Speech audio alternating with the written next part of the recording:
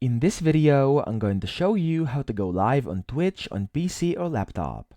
So the first thing you want to do is type Twitch into Google, okay? So type Twitch and then go to their official website, which is twitch.tv.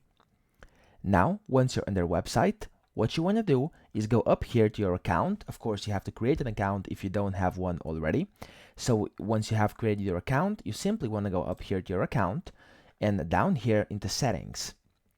Then what you want to do is go to channel and videos, and then over here on the left you can see different settings. You want to go inside stream, okay? Click on stream, and as you can see, there's now your primary stream key. We'll come back to this website in a little bit, just bear with me, okay? The next thing you want to do is go to Google and type in OBS.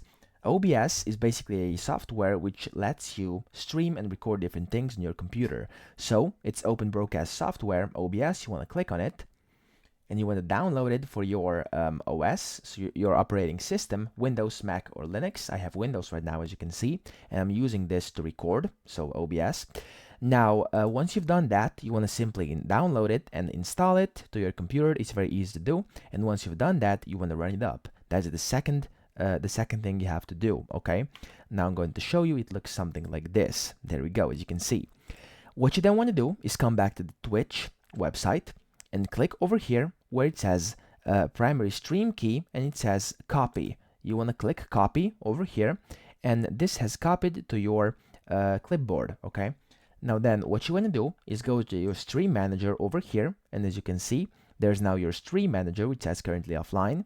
And then you want to go inside your OBS, go over here to where it says file, click on settings, find stream is the second option over here, and then make sure it says Twitch up here, so you must have Twitch selected, and you have two options. What you want to click is use stream key, and in here what you want to do is under stream key you want to paste it in by pressing Ctrl and V, or right click and paste, and then what you want to do is simply click apply and OK.